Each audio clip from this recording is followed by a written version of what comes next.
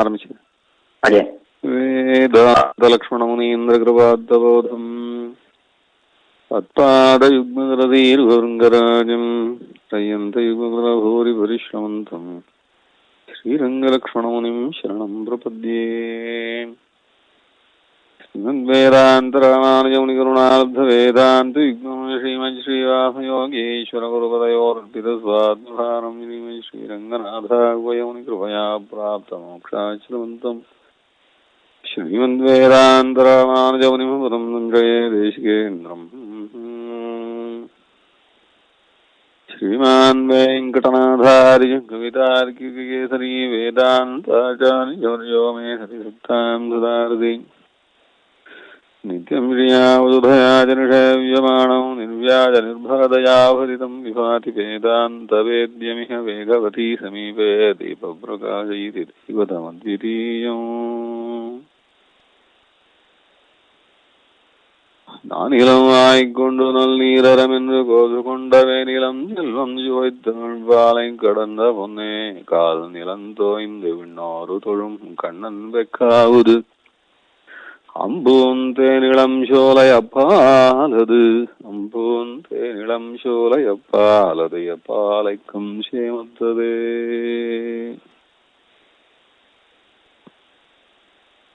பெருமான் லோகக்ஷேமாத்மாக பல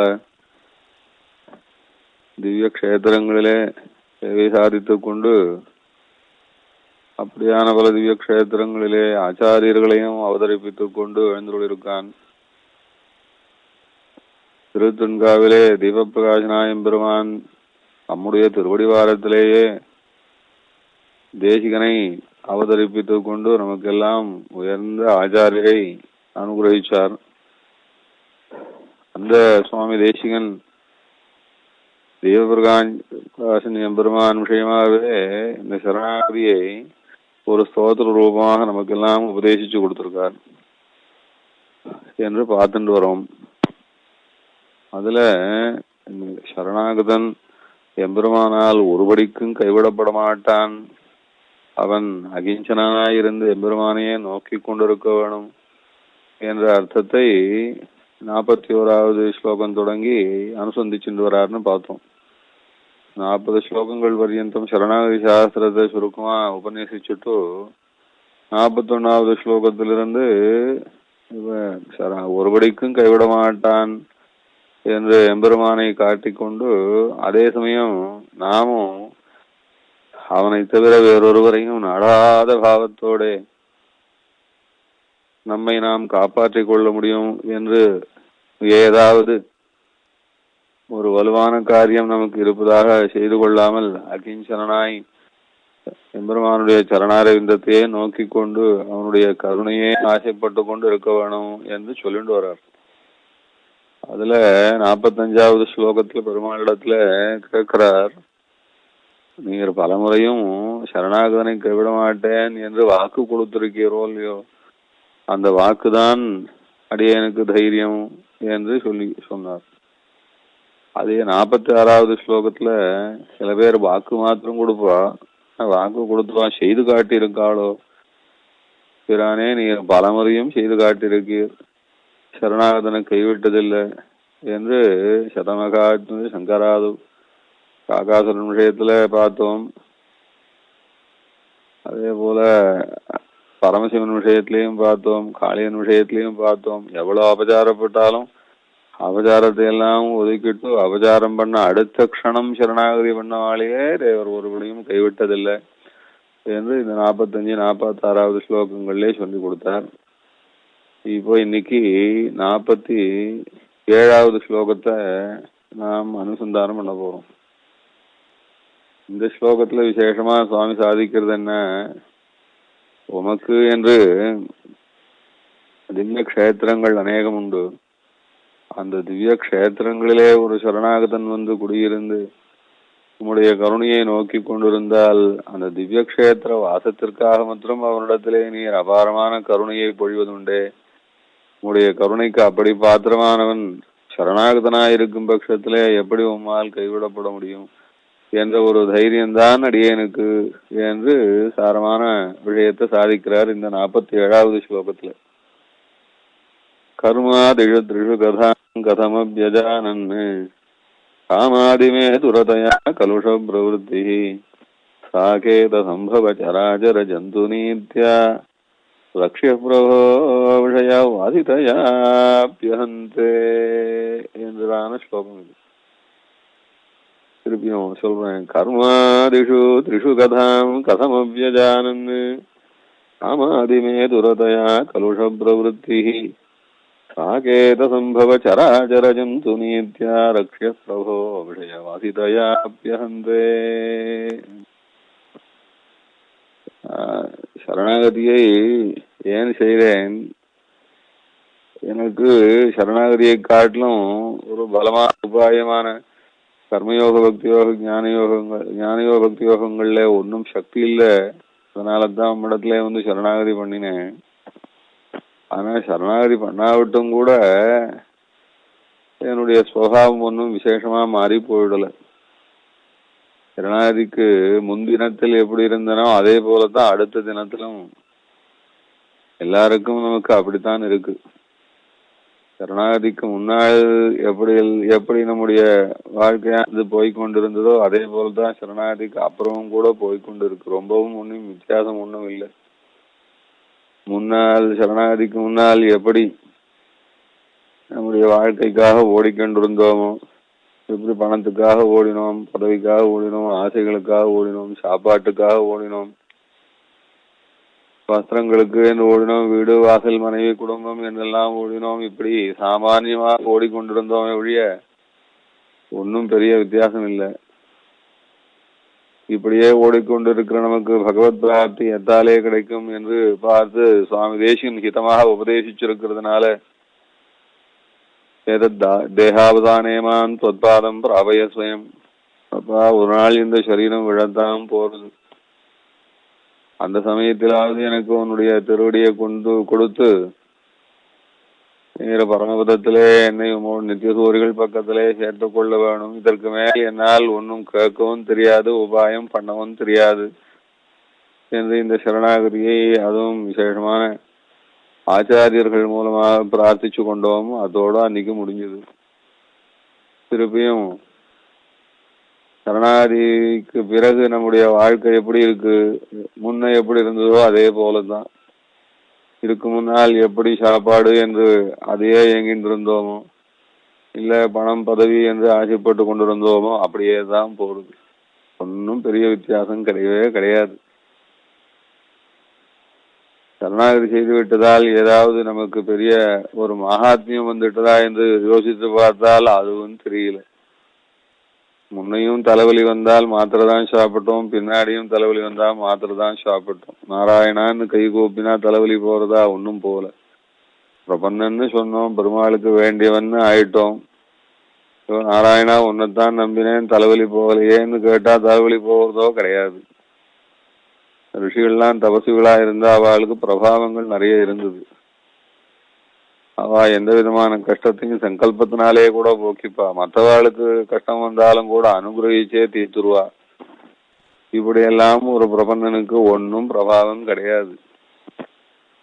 சரணாதிக்கு முன்ன எப்படி சாதாரண வாழ்வோ அதே போலதான். இன்னும் கேட்டான்னா சில பேர் சரணாதிக்கு அப்புறம் கூட இன்னும் அதிகமான ஒரு சிரமத்தோட கூட வாழறவாளும் உண்டு. இதுக்கெல்லாம் காரணம் என்னன்னா, சரணாகதியும் போது நாம் கேட்டுன்றதுதான் காரணம்.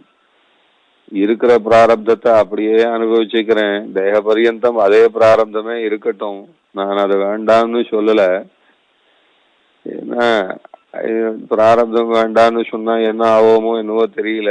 அதனால நமக்கு இருக்கிற பிராரப்தத்துல புண்ணிய பாபங்கள் எப்படி நம்ம ஏற்கனவே அழைச்சுண்டு போறதோ அதே போலயே அழைச்சுண்டு போகட்டும், தேகம் முடிகிற வரைக்கும்னு கேட்டா விட்டு அந்த பிராரப்தத்துல என்ன புண்ணிய பாபம் ஏற்ற சுருக்கமா இருக்கோ அதுக்கு தகுந்தா போலத்தான் வாழ்க்கை. அதனால ஒன்றும் சேஞ்ச் வந்து நோட்டீஸபிளா இருக்காது, குறிப்பா தெரிஞ்சுக்கிறா போல ஒன்றும் இருக்காது. ஆக இப்போ இந்த வாழ்க்கை நிலைமை எப்படி இருக்குன்னா, இங்க சுவாமி தேசிகன் சொல்லிக்கிறா போலத்தான் இருக்கு. கர்மாதிஷு த்ரிஷு கதாம் கதமப்யஜானன் காமாதிமே துரதயா கலுஷ பிரவருத்தி என்று சொல்லிக்கிறா போல இருக்கு. அப்படியே தான் இருக்கு, ஒன்னும் வித்தியாசம் இல்ல சுவாமி. கர்மாதிஷு த்ரிஷு கதாம் கதமப்யஜானன், நல்ல வார்த்தைகள்லாம் சொல்லி கொடுத்துருக்கா. கீதையிலே பெருமாள் நிறைய ஸ்லோகங்களினாலே சொல்றார், நீ மனுஷனா பிறந்திருக்க, உனக்கு தான்பா புண்ணிய பாபங்கள் என்று சம்பாதிக்க வேண்டியிருக்கு. அதுல பாப்பங்களை சம்பாதிச்சு கெட்டு போகாத, புண்ணியங்களை சம்பாதிச்சுக்கோ. வேற எந்த ஜாதிக்கும் புண்ணிய பாபங்களை சம்பாதிக்க வேண்டியதான ஒரு வழியே கிடையாது. ஒரு விலங்குகளுக்கு உண்டா கிடையாது. அதே போல இந்த மற்ற ஜாதி எந்த ஜாதிக்கும் கிடையாது. மனுஷன்தான் புண்ணிய பாபத்தை சம்பாதிக்கிறதுக்காகவே பிறக்கிறவன். அதனால தேவர்களோ இல்ல தாவரங்களோ இல்ல அதுக்கு மிருகங்களோ இதெல்லாம் எதுவும் ஏற்கனவே மனுஷனா இருந்த பண்ண புண்ணிய பாவத்தை அனுபவிக்கிறதுக்கு தான் அந்தந்த பிறவி பிறக்கிறதே ஒழிய பிறந்து புண்ணிய பாவத்தையும் சம்பாதிச்சுட்டு பலனையும் அனுபவிக்கிறதுன்றது மனுஷ ஜாதிகள் தான். அப்படி இருக்குச்சே, கிடைக்காத மனுஷ ஜாதி கிடைச்சிருக்குச்சே, அத பாவம் பண்ணி இன்னும் வளர்த்துக்காதப்பா. அதனால நல்ல காரியம் பண்ணி புண்ணியத்தையே சம்பாதிச்சுக்கோ. அதுவும் புண்ணியங்கள்ல நிவர்த்தி அப்படின்னு நிவர்த்தி புண்ணியம்னு இருக்கு, பிரவருத்தி புண்ணியம்னு இருக்கு. பிரவருத்தி புண்ணியங்கள்லாம் மேல மேல இன்னும் உனக்கு சம்சாரத்தை வளர்த்து, சம்சாரத்துல ஆசையை வளர்த்து, சம்சாரத்துல சௌக்கியத்தை ஸ்வல்ப சௌக்கியத்தை கொடுத்துண்டு இங்கேயே சுத்தரா போல சிக்கி வச்சிரும். அதனால நிவர்த்தி புண்ணியங்கள்னு இருக்கு. சம்சாரம் வேண்டாம், இது ரொம்ப ஸ்வல்ப சுகம், இது விஷமது என்று சொல்லணும். விஷமும் தேனும் கலந்தது போல இதெல்லாம் விட்டு பரமானந்தமா இருக்கக்கூடிய பரமபதத்திலே வாழறதுக்கு ஆசைப்படுறதுக்கு உனக்கு சொல்லித்தரேன், கர்மயோகத்தை சொல்லித்தரேன் என்று சொல்லி அர்ஜுனனுக்கு முதல்ல ஆரம்பிச்சு கொடுக்குறாரு. அது கர்மயோகம் என்பது ரொம்ப விஸ்தாரமான விஷயம்னு பிரமிச்சிட வேண்டாம், சுருக்கமாகவும் தெரிஞ்சுக்கலாம். அது செய்யற காரியத்தை நம்முடைய ஜாதிக்கு உச்சிதமான கர்மாவா பண்ணிட்டு இருக்கணும். அதுதான் ரொம்ப முதல். அதுக்குதான் வர்ணாசிரம தர்மம்னு பேரு. அந்த வர்ணாசிரம தர்மத்தை பண்ணிட்டு இருக்கச்சே இந்த ஒவ்வொரு கர்மாவையும் நான் பண்ணல, எனக்குள்ளே ஒரு தெய்வ சக்தி, அது பெருமாள் கொடுத்தது. இந்த தெய்வ சக்தி தான் என்ன பண்ணி வைக்கிறது. இப்ப தெய்வ சக்தி என்ன பண்ணி வைக்கிறது எனக்காக பண்ணி வைக்கிறதோ இல்ல, அது தெய்வத்தினுடைய பிரீதிக்காக தான் பண்றது. அதனால ஒரு கர்மாவையும் நான் பண்ணல, ஒரு கர்மாவையும் நான் எனக்காக பண்ணிக்கல. இன்னொன்னு, இந்த கர்மா ஏதாவது பலன் கொடுக்கும்னு சொன்னா அந்த கர்மாவும் பலன் கொடுத்துடாது. ஏன்னா எப்படி கையை தட்டினா ஓசை அடங்கி போறதோ அது போல கர்மாவும் பண்ணி முடிச்ச உடனே காணாம போறது. உண்மையிலே அந்த கர்மாவுக்கு பலன் கொடுக்கிறவன் அந்த தெய்வம்தான். அதனாலே தெய்வம்தான் கர்மாவை பண்ணி வைக்கிறது, நல்ல காரியத்தை பண்ணி வைக்கிறது. தெய்வம்தான் அந்த நல்ல காரியத்துக்கு பலனும் கொடுக்கணும். அந்த பலன் நான் அனுபவிச்சுக்கணும்னு நினைச்சா அது சுவார்த்தமா போயிடுறது. இல்ல இந்த கர்மானாலே சந்தோஷம் பகவானுக்கு இருக்கட்டும் என்று நினைச்சா அது சுயம் பிரயோஜனமா போகுது. அதனால பண்ற கர்மாவிலே 4 அம்சத்தை ஞாபகம் வச்சுக்கணும்பா. அது என்னன்னா, அது கர்த்தத்வத்தியாக, கர்மத்தியாக, பல உபாயத்துவத்தியாக, பல தியாகங்கள் 4ஐயும் ஞாபகம் வச்சுக்கோப்பா என்று சொல்றார். மொத்தத்துல பகவான் சேவிக்கிறான், பகவானுக்காக சேவிக்கிறான். அப்படி செய்யக்கூடிய இந்த கர்மாவும் கூட அது பகவத் பிரீதிக்கு தானே ஒழிய எனக்காக இல்ல. இந்த கர்மா ஒன்றும் உண்மையிலே பலன் கொடுக்கறது இல்லை, பகவான் தான் பலனையும் கொடுத்துக்கிறான். அதனாலே செய்பவன் தான், செய்விப்பவன் தான். இந்த கர்மா பலன் கொடுக்கறதுக்கு சங்கல்பிப்பவனும் அவர் தான். அந்த பலன் கிடைச்சா உண்மையிலே அவன் சந்தோஷத்துக்கு ஆகட்டும் என்று நினைச்சுட்டான்னா இதுதான் உண்மையிலே கர்மயோகத்துக்கு ரொம்ப அடிப்படையான பேஸ். இப்படி இருக்கிறவன் தான் கர்மயோகி. இப்படியே எல்லாம் பகவானையே நினைச்சுண்டு ஜீவிச்சுக்கோப்பா. அப்படியே வர்ணாசிரம தர்மங்களை செஞ்சுண்டு வா. அந்த வர்ணாசிரம தர்மங்களையும் பகவத் பிரீதிக்காக செய்து கொண்டு வா. யஜ்ஞம், தானம், தபஸ்கர்மா என்று ஏதாவது ஒரு நல்ல கர்மாவை விடாம அனுஷ்டிச்சுக்கோ. அது என்ன ஆச்சரியம் தெரியுமா உனக்கு? உண்மையிலே அது உன்னுடைய ஆத்ம ஞானத்தையே கொடுத்துரும். அது ஆத்மாவையே காட்டி கொடுத்துரும். அது அந்த ஆத்மாவை காட்டி கொடுக்கறதுக்காக இன்னும் கொஞ்சம் ஆத்மா தியானம் பண்ணினீங்கன்னா அதுக்கு ஞான யோகம்னு பேரு. இந்த அழியாத ஆத்மா, நித்தியமான ஆத்மா, பிரகாசமான ஆத்மா, பகவானுக்கு சேஷபூதமான ஆத்மா. இது அணுவா இருக்கக்கூடியது, ஞானமயமா இருக்கக்கூடியது, ஆனந்தமயமா இருக்கக்கூடியது என்று அந்த ஆத்மாவை கொஞ்சம் அப்படியே தியானம் பண்ணிக்கோ. யோகாபியாசத்தினாலே தியானம் பண்ணினா இன்னும் நன்னா பிரகாசமா தெரியும். இதுதான் ஞான யோகம் என்று சொல்லிக் கொடுக்கிறார் அவர். இதெல்லாம் ரொம்ப விசேஷம். சாமான்யமா வாழ்ந்து வீணா போயிடாத, இருக்க வாழ்க்கை வாழ்ந்துடாதப்பா என்று கீதையில பெருமாள் சொல்லி கொடுக்குறார். ரொம்ப வசந்த வஸ்துவான ஆத்மாவை தெரிஞ்சுக்கோ. சாதாரண வஸ்துக்கள் எல்லாம் பத்தி தெரிஞ்சுட்டு என்ன பண்ண போற, எல்லாம் அழிய போகுது. அழியாத ஆத்மாவை பத்தி தெரிஞ்சுக்கோ. அதை காட்டிலும் அழியாத ஆத்ம சுகம்னு ஒண்ணு இருக்கு, அதையும் தெரிஞ்சுக்கோ. அந்த ஆத்ம சுகத்திலேயே எது வசந்து, ரொம்ப வசந்ததுன்னா ஆத்மா தன்னை வசத்தியா நினைச்சுக்கிறது, தன்னை ஆனந்த ஸ்வரூபனா நினைச்சுக்கிறது, தன்னை நித்தியனா நினைச்சுக்கிறது, தன்னை அழியாதவனா நினைச்சுக்கிறது அப்படின்றதெல்லாம் அதை நேரடியா பார்த்து அனுபவிக்கிறதுன்றது இருக்கு. அதுவே ரொம்ப ஆனந்த சுழலா இருக்கும். ஆனா அதை காட்டிலும் பெரிய சமுத்திர ஆனந்தமா இருக்கக்கூடியது ஒண்ணு உண்டு. ஆனந்த சமுத்திரமா இருக்கக்கூடியது பகவத் அனுபவம்பா. அந்த பகவான ஆசையா அனுபவிக்கிறதுக்கு பிரயத்தனப்படுறது தான் பக்தி யோகம். அது அந்த பகவான் அப்படியே நினைச்சு அவன் எப்படி நாம் நம்ம ஆத்மாவை நித்தியம் ஆனந்தம் என்றெல்லாம் பார்த்துட்டோமோ அதை காட்டிலும் ரொம்ப ஆனந்தமாய் நம்மிடத்துல ரொம்ப பிரேமஸ்வரூபனா இருக்கக்கூடிய பகவத் விஷயத்திலே நமக்கு ஈடுபாடு இருந்தா அதுக்கு பக்தின்னு பேரு. அது யோக முகத்தினாலே தடைபடாமல் இருந்ததுன்னா அது பக்தி யோகம்னு பேரு. அந்த ஆனந்த சமுத்திரத்துக்குள்ளே நுழைஞ்சு விட்டான்னா அவனுக்கு வேற ஒன்னும் பிடிக்காது, எதுவுமே பார்க்க பிடிக்காது, எதுவும் பேச பிடிக்காது, வேற எந்த விஷயமும் நினைக்கவும் பிடிக்காது. அதனால நானிய ஸ்ருணோதி நானிய விஜானாதி, நானியத்தி நானிய ஸ்ருணோதி நானிய விஜானாதி. இப்படி இருக்கும்பா அந்த பகவத் அனுபவம். அவ்வளவு வசதியா இருக்க வேண்டியவன் என்று பெருமாள் கீதையில சொல்லி கொடுத்தா. இங்க தேசியன் சொல்ற கர்மாதிஷு திரு கதாம் கதம வியஜானன்னு அப்படின்னு. ஐயோ அந்த கதை ஒண்ணும் தெரியாதே எனக்குன்னார் தேசியன்.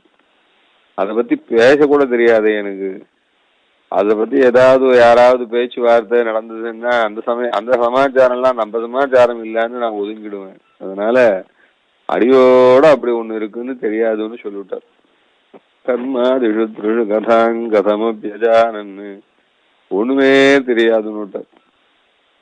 இப்போ நம்ம சித்தாந்தத்தை தவிர இதர மதங்கள்லாம் இருக்கு, எல்லாம் உலகம் பூரா பரவி இருக்கு. பாரதத்துல கூட நிறைய இதெல்லாம் எக்கச்சக்கமா ஊடுருவி எடுத்து ஏகமா பரவி போச்சு. இப்போ எல்லாம் அப்படியே நிறைய பணபலத்தினால தேசாந்தரத்துல ஏதோ காட்டுவாசிகள் ஏதோ அனுஷ்டிச்சுட்டு இருந்ததான சின்ன சின்ன மதம் எல்லாம் இப்போ லோகம் பூரா வியாபிச்சு கொடுத்து. ஏன்னா தேசாந்தரத்துல பணம் மிகுந்து போச்சு. அந்த பணத்தை இறைச்சான்னா அந்த பணத்துக்கு ஆசைப்பட்டு பாரத தேசத்துல இருக்கிறவாலும் அந்த காட்டுவாதிகளுடைய மதத்தை ரொம்ப விசேஷமா இப்ப நினைக்க ஆரம்பிச்சுட்டா. அது மாதிரி தானே இப்ப பாரதம் பூரா அந்த மாதிரி தேசாந்தர மதங்கள்லாம் வந்துடுத்து. அவ ஏதாவது கர்மயோகம்னு கேள்விப்பட்டிருப்பாளா, இல்ல ஞான யோகம்னு கேள்விப்பட்டிருப்பாளா? பக்தி யோகம்னு ஒன்றும் தெரியாது, அந்த சப்ஜெக்டே தெரியாது. எப்படி அந்த சப்ஜெக்டே தெரியாம அதை பத்தி அது அப்படி ஒண்ணு இருக்கோ அப்படின்னு தெரிஞ்சுக்க கூட தெரியாம இருப்பாளோ, அது போல இப்போ வைஷ்ணவ சித்தாந்தத்திலேயே நிறைய பேருக்கு இந்த விஷயங்கள்லாம் எல்லாம் கிரீன் லாட்டின் அப்படின்னு சொல்லுவாளே, அது மாதிரி கிரீக் அண்ட் லாட்டின், அது மாதிரி எல்லாம் கிரீக் அண்ட் லாட்டினா இருக்கு. அதான் இங்க சுவாமி தேசிகன், நானே அப்படிதான் இருக்கேன்னார் அவர் சுவாமி தேசிகன். எப்படி சாதிக்கிறாருன்னா அவருக்கு ஒன்றும் தெரியாதா? கர்மயோ என்ன ஆச்சரியமா கீதா பாஷ்யத்துக்கு வியாக்கியானம் பண்ணியிருக்கார். கீதைக்கு பாஷ்யக்கார் வியாக்கியானம் பண்ணாருன்னா பாஷ்யக்கார் வியாக்கியானம் ஜொலிக்கிறது எதனாலன்னா அவருக்கு வியாக்கியானம் பண்ணினார் சுவாமி தேசிகன் தாத்பரிய சந்திரிகையில. அதனால அப்படி இவ்வளவு அழகா எவ்வளவு வியாக்கியானம் பண்ண சுவாமி தேசிகனுக்கு கர்மயோகத்தை பத்தி ஒன்றும் தெரியாதா அப்படின்னு கேட்டா, இப்படியான அனுசந்தானங்கள்லாம் சுவாமி தேசிகன் நம்ம போல இந்த சரணாகதி சாஸ்திரத்தை நம்பிண்டு அதே சமயம் ஒரு யோகியத்தையும் இல்லாம இருக்கிறவா பகவானிடத்துல எப்படி தைரியமா இருக்கலாம் அப்படின்னு அனுசந்தானம் பண்ணி காட்டுறதுக்காக இதெல்லாம் உபதேச ரூபமான அனுசந்தானங்கள். இது இங்க சுவாமி சாதிக்கிறார், எனக்கு கர்மம் எல்லாம் ஒண்ணும் தெரியாதுன்றார் அவர். கர்மாதிஷு திரிஷு கதம் கதமப்யஜானன்னு, அந்த பேச்சே தெரியாது சுவாமின்னார். அப்புறம் காமாதி மேதுரதையா கலுஷ பிரவருத்தி, ஆனா ஆசை மாத்திரம் எவ்வளவு இருக்கு தெரியுமா? ஐயோ கேட்கவே வேண்டாம். காமாதி மேதுரதையா, அது காமம் குரோதம் லோகம் மகம் ஆச்சரியம் அப்படின்னு 6 குணங்கள் சொல்லுவா, துர்குணங்கள் சொல்லுவா. இன்னும் அதுக்கு மேல அந்த துர்குணங்கள் கொட்டி போடுற குழந்தைகள்னு அது வேற நிறைய துர்குணங்கள் இருக்கு. மா நம ஏசா மச்சர தம்பாதோயா பயாமதிலோகமுகா என்று சுவாமி தேசியம் சாதிக்கிறார். இது மாதிரி 10 துர்குணங்களை சாதிக்கிறார் அவர். காமாதிமே துரதையா அப்படின்னு. இது மாதிரி காமம் முதல் கொண்டு 10 துர்குணங்கள் மொத்தத்தையும் பத்திரமா சேர்த்து வச்சுன்னு இருக்கேன். மேதுரதையா, அது ரொம்ப அதிகமா இருக்கு என்கிட்ட. அது ஒன்னொன்னும் ஒவ்வொரு விஷயத்துல இழுக்கிறது. காமம் ஒரு விஷயத்துல இழுத்தான்னா கோபம் இன்னொரு விஷயத்துல இழுக்கிறது. லோபம் அப்படிங்கிறது, லோபம்னா அது யாருக்கும் ஒன்றும் கொடுக்க கூடாது, எல்லாம் தானே வச்சுக்கணும் அப்படின்னு அது ஒரு பக்கம் இழுக்கிறது. மதம்னு ஒண்ணு, அது என்னன்னா அவன் என்ன பெரியவனா, என்ன காட்டுல எவையா பெரியவன் அப்படின்னு அது ஒரு மதம், அது ஒரு துர்குணம். அது வேற மாத்சரியம்னு ஒண்ணு. அடுத்தவன் அவன் கொஞ்சம் நன்னா இருந்தா போறோம், அவனை பார்த்து ஒரே பொறாமப்படுறது, வயிற்றறிச்சல்னு சொல்லுவாங்களே, அது மாதிரி அசூய மாத்சரியம்னு சொல்றது. இதே மாதிரி காமக்ரோத லோக மோகம். மோகம் அது வேற. மோகம்னா எந்த விஷயத்த பார்த்தாலும் ஒன்னும் புரியல, நல்லதா கெட்டதான்னு அறிவோட தெரியல. எதெல்லாம் நல்லதோ அதெல்லாம் கெட்டதுன்னு நினைக்கிறான், எதெல்லாம் கெட்டதோ அதெல்லாம் நல்லதுன்னு நினைக்கிறான். இந்த மாதிரியான வேற இது வேற ஒரு துர்குணம். இப்படியா காமாதி மேதுரதையா அப்படின்னு இதெல்லாம் இது மாதிரி ஏகமா கிடக்கிறது என்கிட்ட. நல்லா வாழலாம்னு பார்த்தா பெருமாள் கீதையில சொல்லியிருக்கார், கர்மயோக ஞான யோக பக்தி யோகங்கள்ல ஒன்னும் சம்பந்தமே தெரியல. எது அடியோட கெடுதலோ அது எல்லாத்தையும் நல்லா தெரிஞ்சு வச்சுட்டு இருக்கேன், அதுதான் இஷ்டமா இருக்கு. காமாதி மேதுரதையா கலுஷ பிரவருத்தி அப்படி. கலுஷ பிரவருத்தி பண்ற காரியம் இருக்க அது எப்படி இருக்கு அப்படின்னு ரொம்ப அஜ்ஞான சுவாமி. ஒரு சிம்பிளான எக்ஸாம்பிள் வேணா கொடுக்கலாம். ரொம்ப சிம்பிளான எக்ஸாம்பிள், கொஞ்சம் டீசெண்டாகவும் இருக்கும். அது மாதிரி வேணா ஒரு எக்ஸாம்பிள் கொடுக்கலாம். இப்போ அக்ஷய திருத்தியன்னு வரும். அக்ஷய திருத்தியன்னு வந்ததுன்னா எல்லாரும், அதுவும் இப்போ இந்தியால அது ஏதோ ஒரு பெரிய வியாமோகம் ஆயிடுச்சு. அக்ஷய திருத்திய அன்னைக்கு ஒரு குந்துமணி தங்கமாவது வாங்கினாத்தான் என்னமோ நாம க்ஷேமாவே இருப்போம் அப்படின்னு ஒரு பதட்டமே ஆகி போச்சு ஜனங்களுக்கு. இப்படி எல்லாம் ஒண்ணும் இல்லை. ஒரு 2 டிகேட் முன்னாடி இதெல்லாம் ஒண்ணும் இல்லை. இவ்வளோ பெரியவா இருந்திருக்கா, இவ்வளோ ஞானிகள் இருந்திருக்கா, இவ்வளோ தங்கம் வியாபாரம் ஆயிருக்கு. அக்ஷய திருத்தியன்றது விசேஷமான தினமா சொல்லியிருக்கு சாஸ்திரத்துல. அதுல என்ன விசேஷம்னா, அக்ஷய திருத்தியன்றது சாட்சாத் திருவட்டாட்சரத்தை உபதேசிச்ச சர்வேஸ்வரன் நாராயணன் அவதரிச்ச தினம் அது.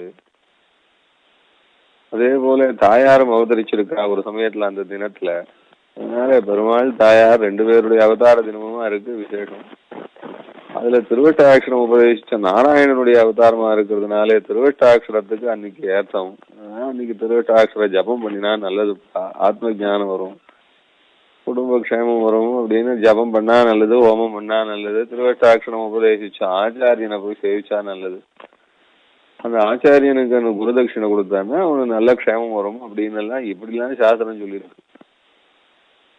திருவட்டாட்சரம் தான் வித்யைக்கு எல்லாத்துக்கும் மூலமா இருக்கிறதுனால அன்னைக்கு வித்யாரம்பம் பண்ணினா குழந்தைகள் நல்ல வித்யோட நல்லா பிரகாசிப்பா அப்படின்னு அக்ஷராபியாசத்துக்கு அன்னைக்கு விசேஷம் சொல்லியிருக்கா. இதை விட இன்னும் ரொம்ப அன்னைக்கு கிருதயுகாதியா இருக்கு. கிருதயுகாதியா இருக்கிறதுனால பித்திருக்களுக்கு க்ஷேமம். இப்ப அன்னைக்கு பித்திருக்களுக்கு தர்ப்பணம் பண்ணினா அவளுக்கும் ரொம்ப திருப்தியா இருக்கும். அதனால ஏதாவது வர்ணாசிரம தர்மங்கள்ல எது உனக்கு பிராப்தமா இருக்கோ அந்த பிராப்தமான தர்மங்களிலே எதையாவது ஒண்ணுத்த நீ பண்ணியானா அன்னைக்கு தேவதைகளை பிரீத்தி பண்ணி வைக்கலாம், பகவானை பிரீத்தி பண்ணி வைக்கலாம், பித்திருக்களை பிரீத்தி பண்ணி வைக்கலாம், உனக்கு வித்யாபிவிருத்திக்கு ஏதாவது செஞ்சுக்கலாம். ஏதாவது ஒரு நல்ல காரியம் பண்ணினா அந்த நல்ல காரியமும் நல்லதா அமையும் அப்படின்னு பொதுவா இப்படிதான் நல்லா காட்டி கொடுத்துருக்கு. அதுல எல்லாருக்கும் திடீர்னு என்ன ஒரு பிரமம் வந்துடுது, ஓஹோ நல்ல காரியம் பண்ணினா நன்னா அமையும், அன்னைக்குன்னு பார்த்து தங்கம் வாங்குறது வெள்ளி வாங்குறது தான் நல்ல காரியம், அது நன்னா அமையும் அப்படின்னு ஏதோ ரொம்ப வியாமோகம் வந்துடுது. நல்ல நாள் நல்ல காரியம் நல்லது சேர்த்துக்கலாம், தப்பு இல்லை. ஆனா அதுவேதான் அன்னைக்கு பிரயோஜனமான்னு பார்த்தா, அன்னைக்கு பார்த்தா இங்க நான் மெட்ராஸ்ல பாக்குறத சொல்றேன். எல்லாரும் பழியா உட்கார்ந்து கிடைக்காத சமாச்சாரம் கிடைக்கிறது போல கடையில கடை திறக்கிறதுக்கு முன்னாலே இன்னும் கூட ஒரு சில மணிகள் முன்னாடியே போய் உட்கார்ந்து கும்பல்ல ரொம்ப சிரமப்பட்டு ஏதோ வாங்கிட்டு வரா. மன திருப்திக்கு எது பண்ணாலும் நல்லதுதான், அத பெரிய தோஷமா சொல்லக்கூடாது. அந்த மன திருப்திக்கு நல்ல காரியம் பண்ணிக்க வேண்டியதுதான், பிடிச்சது எது பண்ணாலும் அதுவும் நல்லதுதான், தப்பு காரியம் கிடையாது, அது மாத்திரம் நிச்சயம். ஆனா அன்னைக்கு செய்ய வேண்டியது என்ன அவசியம் பண்ண வேண்டியதுன்னு பார்த்தா, ஏதோ ஆச்சாரியரை சேவிக்கிறது, திருவஷ்டாட்சரத்தை யாரை சேர்த்து ஜபிக்கிறது, திருவஷ்டாட்சர ஹோமம் பண்றது, இதெல்லாம் நீ வித்யாரம்பம் பண்ணிக்கிறது, இதெல்லாம் எல்லாத்தோட ரொம்ப விசேஷம். அன்னைக்கு பித்திருக்களுக்கு ரொம்ப பிரியமா இருக்கிறதுனால பித்திருக்களுடைய க்ஷேமத்துக்காக தர்ப்பணம் பண்ணலாம் இதெல்லாம் சொல்லியிருக்கு. இதுதானே தர்மசாஸ்திரங்கள்ல சொல்லியிருக்கு. இப்போ இந்த கர்மயோகியா இருக்கிறவன் விசேஷமா பகவத் பிரீதிக்காக பண்றதா இருந்தா இப்படி ஒரு நல்ல நாள் கிடைச்சது, பகவானை ஆராதிக்கிறதுக்கு, ஆச்சாரியனை ஆராதிக்கிறதுக்கு, நம்முடைய வித்யை அபிவிருத்தி பண்ணிக்கிறதுக்கு, ஏன்னா பித்திருக்களை ஆராதிக்கிறது, அவளுடைய ஆசீர்வாதத்தை பெற்றுக்கிறதுக்கு என்று இப்படி இவ்வளவு நல்ல நாள் கிடைச்சதேன்னு அத தர்மத்துக்காக பார்க்காம என்ன பண்றா எல்லாரும், ஆஹா ஒரு கொஞ்சம் மணி தங்கம் சேர்ந்தா இன்னும் நிறைய தங்கம் சேரும், நிறைய தங்கம் சேர்ந்தா நிறைய கழுத்துல போட்டுக்கலாம், காமாதிமே துரதயா கலுஷ பிரவருத்தி அப்படின்னு. கலுஷ பிரவருத்தி ஏதோ ஒரு ஆசை, ஏதோ ஒரு ஓட்டம், காமாதிமேன்னு ஆசை அதிகமா போச்சு. அவன்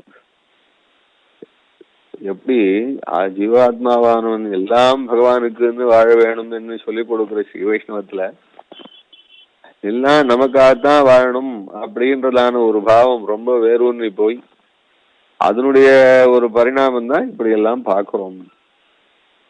இது ஏதோ பாவம் பண்றா அப்படின்னு நிந்திக்கிறேன் அப்படின்லாம் நினைக்க கூடாது, அந்த மாதிரி இல்ல. எந்த தினம் புண்ணியத்துக்குன்னு சொல்லியிருக்கோ அந்த தினத்தை சுவார்த்தத்துக்குன்னு நினைச்சுக்கிற ஒரு பாவம் வருதோ இல்லையோ, அது எக்ஸாம்பிளுக்காக சொல்றேன் இங்க, அவ்வளவுதான்.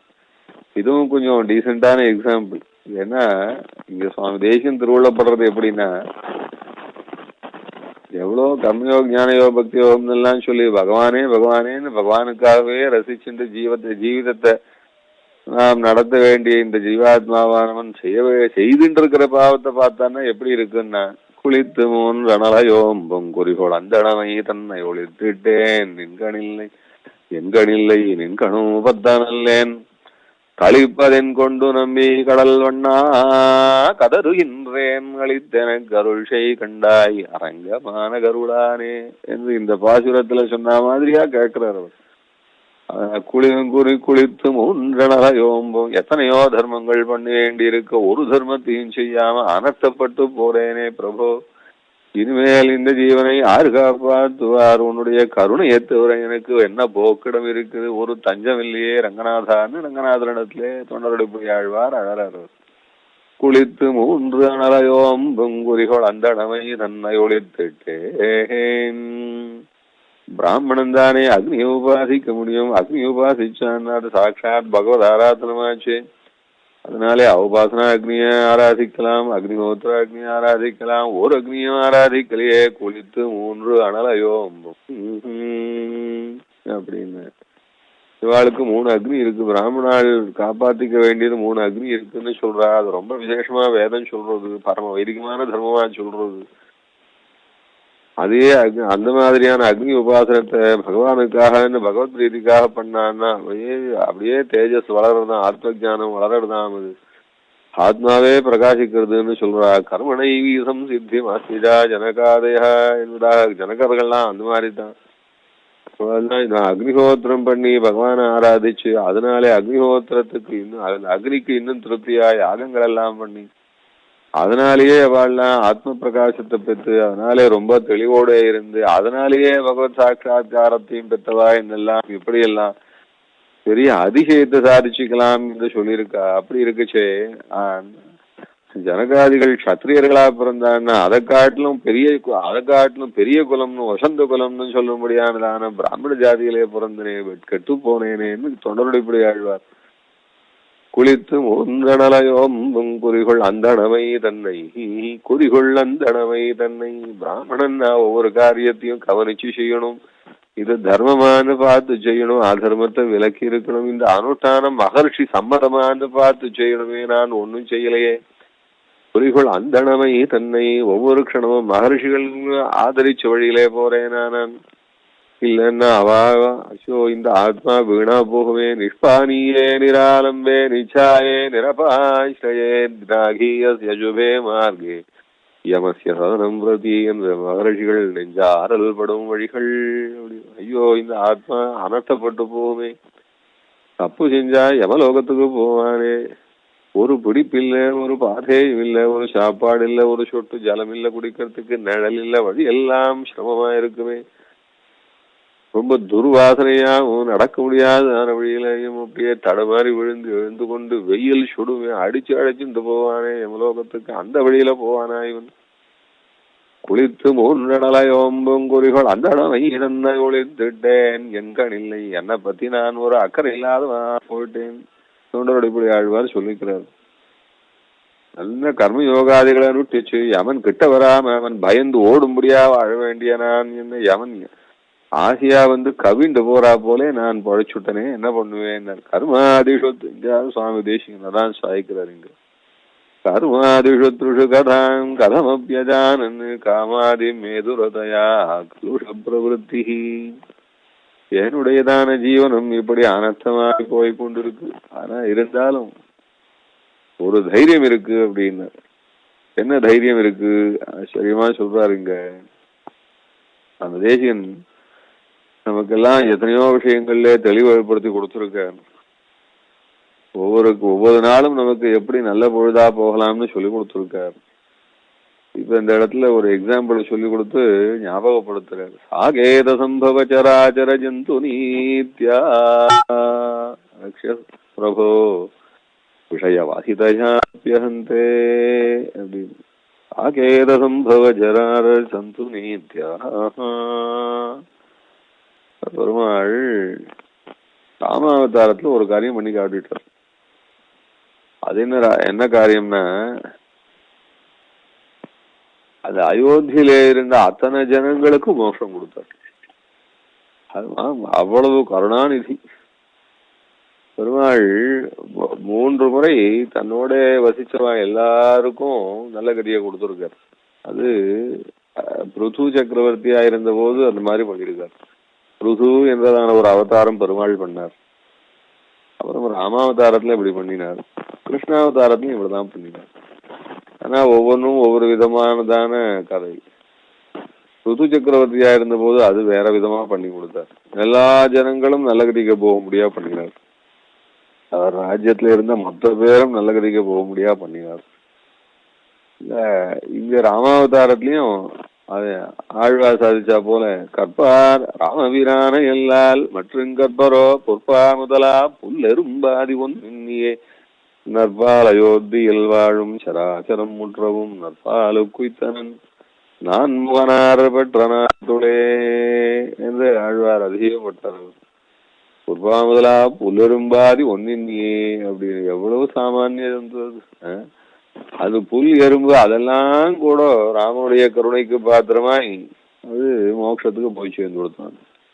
நற்பால் அயோத்தியில் வாழும் சராச்சரம் முற்றவும் நற்பால குய்த்தனன் நான் பெற்ற நாட்டுளே அப்படி. அந்த புல் எறும்பு முதலானதுக்கெல்லாம் கூட நல்ல கதியை கொடுத்தார்.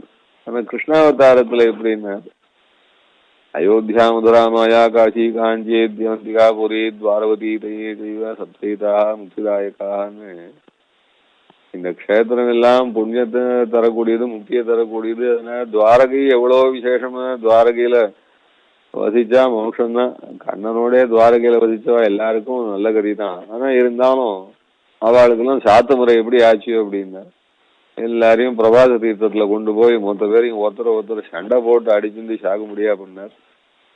இருந்தாலும் அந்த அடுத்த க்ஷணம் எல்லாருக்கும் நல்ல கதி தான் கொடுத்தாரு. எல்லாருக்கும் அவாவா போக வேண்டிய நல்ல சொர்க்கங்களுக்கும் லோகங்களுக்கெல்லாம் அனுப்பிச்சு வச்சாரு அப்படின்னு சொல்றாரு. எல்லாருக்கும் நல்ல கதி தான் கொடுத்தாரு. ஆனா இந்த ராமாவதாரத்துல ரொம்ப விசேஷம் சுவாமி தேசிகன். ருது சக்கரவர்த்தியா இருந்த போது பண்ணதை காரணம் ராமாவதாரத்துல ரொம்ப விசேஷம்னு. ருது சக்கரவர்த்தி என்ன பண்ணார், பிருதுவா பெருமாள் அவதாரம் பண்ணினார். அவர் தான் இந்த பூமியெல்லாம் இப்ப இருக்கிறா போல இதெல்லாம் ஓரளவு சமன்படுத்தி வச்சிருக்கார். மலை இருக்க வேண்டிய இடம் எது, கடல் இருக்க வேண்டிய இடம் எது, சமதர இருக்க வேண்டிய இடம் எது என்று அதனாலதான் பிருது சரிப்படுத்தி வச்சதுனாலதான் இந்த லோகத்துக்கு பிருத்திவின்னு பேரு சம்ஸ்கிருதத்துல. இந்த பிருது சக்கரவர்த்தியானவர் அவர் ஜனங்களிடத்துல ஒரு பெரிய சபையை கூட்டினார். எல்லா மகாஜனங்களையும் வரவழைச்சார், எல்லா பொது ஜனங்களையும் வரவழைச்சார். எல்லாரிடத்துலயும் ஒரு பிரார்த்தனைய கேட்டுட்டார். அவர் உங்களுக்கு என்ன குறை இருக்கோ எல்லா குறையும் என்கிட்ட சொல்லுங்க, நான் எல்லாத்தையும் தீர்த்து வைக்கிறேன். யாருக்கும் எந்த குறையும் இல்லாம நான் பார்த்துக்கிறேன். எந்த குறையா இருந்தாலும் சொல்லலாம், கவலையே வேண்டாம். ஆனா இருந்தாலும் நான் ஒரு பிரார்த்தனை உங்களிடத்துல வைக்கிறேன். நீங்க யாரும் வர்ணாசிரம தர்மத்துக்கு விரோதமா ஒரு க்ஷணம் கூட ஒரு காரியம் பண்ணாதுங்க. நீங்க அந்த காரியம் பண்ணினேன்னா அந்த காரியத்தினால உங்களுக்கு யமலோகம் கிடைக்கும். உங்களை அப்படி யமலோகத்துக்கு போகும்படியாக நான் சரியா பார்த்துக்கல, நான் உங்களை சரியா ரட்சிக்கல, அதனாலதான் நீங்க யமலோகத்துக்கு போகும்படியா ஆயிடுத்து என்ற பாப்பம் என்னையும் சும்மா விடாது. நானும் யமலோகத்துக்கு போவேன். ஒருத்தன் யமலோகத்துக்கு போனாலே நான் யமலோகத்துக்கு போவேன்னா பிரஜைகள்ல எத்தனை பேர் எவ்வளவு தப்பு பண்றாளோ அத்தனை பேருடைய தப்புலையும் பாதி பாதி எனக்கு தான். அதனால உங்களை எல்லாம் நான் அஞ்சலி பண்ணி கேட்டுக்கிறேன். பிரஜைகளே, நீங்கள் யாரும் பாப்பம் பண்ணாதீங்க. பாப்பம் எதனால பண்ணுவோங்க? ஏதாவது காமக்ரோத லோபமோ மதம் ஆச்சரியங்கள்னால தானே பாவம் பண்ணுவோங்க. உங்களுக்கு என்ன ஆசை இருக்கோ அதை சொல்லுங்க, நான் நியாயமா எல்லாத்தையும் தீர்த்து வைக்கிறேன். உங்களுக்கு என்ன கஷ்டம் இருக்கோ அதை சொல்லுங்க, நான் எல்லாத்தையும் தீர்த்து வைக்கிறேன். யாரும் எந்த க்ஷணமும் தப்பு பண்ணாது.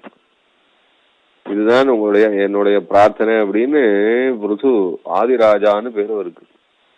ஜனங்களுக்கு ஒரு குறையும் இல்லாம எல்லாரையும் ரஞ்சிப்பித்ததுனாலே ராஜன்னு பேரு. அதனால ராஜான்ற சப்தமே முதல்ல ஜனங்களை ஆட்சி செய்யறவாளுக்கு ராஜான்ற சப்தம் முதல்ல பிருது சக்கரவர்த்திக்கு தான் வந்தது அப்படின்னு பாகவதத்திலே சுகபிரம்ம ரிஷி சாதிக்கிறார். அதுக்கப்புறம் தான் ராஜா பிரகிருதி ரஞ்சனாத்து, ஜனங்களை அப்படி சந்தோஷப்படுத்தினார் அவர். அதனாலே அவன் ஜனங்கள் சந்தோஷப்படுத்துறதுன்னா இங்கேயும் சந்தோஷப்படுத்தினார். அவ என்னைக்கும் சந்தோஷமா அவ ஆத்மா க்ஷேமமா இருக்கும்படியா அவளுக்கெல்லாம் நல்ல கதியும் வரும்படியாக ராஜ்யம் பண்ணினார். அதனாலே அவரை ராஜான்னு சொல்றோம். ஆதிராஜான்னு பேரு அவருக்கு. அப்பேற்பட்டதான பிருது சக்கரவர்த்தியினுடைய ராஜ்யத்துல யாரும் துர்கதிக்கே போக மாட்டாளாம். பாகவதத்திலே சாதிக்கிறார். ஏன்னா அப்படி ஒரு தர்மம், நாடு பூரா தர்மம், எல்லாரும் ஸ்வதர்மம். தர்மம்னா தான தர்மம்லாம் நினைச்சுக்க வேண்டாம். தான தர்மம்ன்றது அது நல்லவாளுக்கு இருக்கக்கூடிய தியாக புத்தியினாலே சம்பவிக்கிறது, அவ்வளவுதானே ஒழிய தர்மம்ன்றதுக்கு வர்ணாசிரம தர்மம் தான் பிரதான அர்த்தம். அவனவனுடைய தர்மத்தை பண்றது அதுதான் பிரதான அர்த்தம். அது அப்படி தர்மத்தை பண்ணாம போனா லோகத்துக்கு கேடு. அதுதான் அங்க சொல்றாரு. இங்கேயும் தேசியனை தான் சாதிக்கிறார். ஒரு தர்மத்தையாவது நான் பண்றது கிடையாது அப்படின்னு. பிராமணாளுக்கு என்ன தர்மம் அப்படின்னு பார்த்தான்னா பிராமணாளுக்கு என்ன தர்மம் அதான் சொல்லியிருக்காளே, அறுதொழில் அந்தனர் வணங்கன் தன்மையை ஆழ்வார் சொல்ற. அறுதொழில் அந்தனர் அப்படின்னு அத்தியனம், அத்தியாபனம், யஜனம், யாஜனம், தானம், பிரதிகிரகம் என்பதாக 6 காரியம். அது இதெல்லாம் முன்னே கூட விளக்கியிருக்கோம். அது ஓட்டம். வர்ணாசிரம தர்மங்களை ஏன் அனுஷ்டிக்கணும்னா அவனவன் வர்ணாசிரம தர்மத்தை அனுஷ்டிக்கலன்னா அடுத்த வாழ்க்கு கேடாய் போடும். அதனால அனுஷ்டிக்கணும் அப்படின்னா வர்ணாசிரம தர்மத்தை அப்படித்தான் நிர்பந்தப்படுத்திருக்கா. ராஜாவானவன் லோகத்தை ரட்சிக்கணும், எல்லைய பாதுகாக்கணும், நாட்டுல திருடன் இல்லாம பண்ணணும், இதெல்லாம் யாராவது பலாத்காரம் பண்ணினான்னா அவனை அடக்கணும். இந்த மாதிரி இவர் க்ஷத்திரியன் தன்னுடைய தர்மத்தை பண்ணாம போனா மற்றவாளுக்கு கேடு.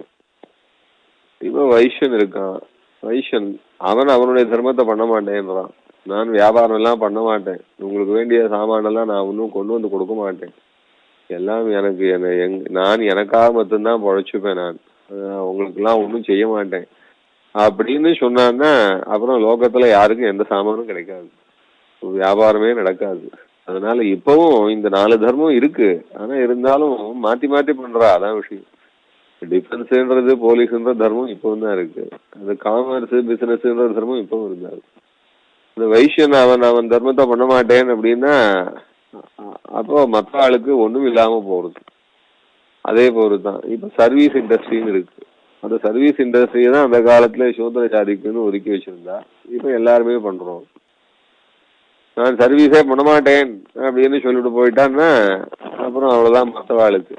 இப்ப எப்படி க்ஷத்ரியன் தன்னுடைய தர்மத்தை பண்ணலைன்னா லோக்கல் ராஜ்யத்துல எல்லாம் தப்பா போயிடுமோ, எப்படி வைஷ்யன் அவனுடைய தர்மத்தை பண்ணலைன்னா ராஜ்யத்துல எதுவும் யாருக்கும் சித்திக்காதோ, இல்ல சூத்ரன் அவனுடைய தர்மத்தை பண்ணலன்னா யாருக்கும் எந்த காரியமும் நடக்காதோ, அதே போலதான் பிராமணன் அவனுடைய தர்மத்தை பண்ணலன்னா லோகத்துல எல்லாம் அனர்த்தமா போயிடும். பிராமணனுடைய தர்மம் என்ன அப்படின்னா, பிராமணனுடைய தர்மம் தேவதா பிரீத்திய பண்ணி வைக்கிறது. தெய்வங்கள்லாம் லோகத்துக்கு எல்லாம் செய்யறா, தெய்வங்களை பிரீத்தி பண்ணி வைக்கிறது பிராமணனுடைய தர்மம். அந்த தெய்வங்களை பிரீத்தி பண்றதுக்காக தான் அவனுக்கு வர்ணாசிரம தரம். அதுதான் அத்தியனம் அத்தியாபனம் அனுஷ்டானங்கள்லாம் சொல்லி வச்சிருக்கு. இதை பண்ணாம போயிட்டான்னா தெய்வத்துக்கு கோபம் வந்துடுதுன்னா லோகம் பூரா தெய்வ குத்தமாகி போடுது.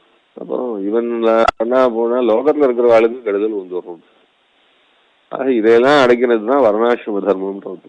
அதனால வர்ணாசிரம தர்மம்ன்றது எல்லாம் லோகக்ஷேமார்த்தமாயும் அதை செய்யறதுனாலேயே அந்தந்த வர்ணங்களுக்கு பிராமண கஷத்திரிய வைசிய ஆழ்வாளுக்கெல்லாம் அவாவாளுக்கு ஆத்மக்ஷேமம் ஏற்படுறதாயும் பெருமாள் சாதுர்வர்ணியம் மயா சிருஷ்டம் குணகர்ம விபாகஜான்னு கீதையிலே சொல்றாரு அவர். இப்ப இங்க தேசிகனதாங்க சொல்ற, நான் இதெல்லாம் ஒன்றும் பண்ணலையே அப்படின்னு. ஆனா புது சக்கரவர்த்தியினுடைய ராஜ்யத்துல எல்லாரும் இந்த வர்ணாசிரம தர்மத்தை தவறாம பண்ணிட்டு இருந்தா, யாராவது பண்ணாம போயிட்டான்னா அந்த பாபமா போறது.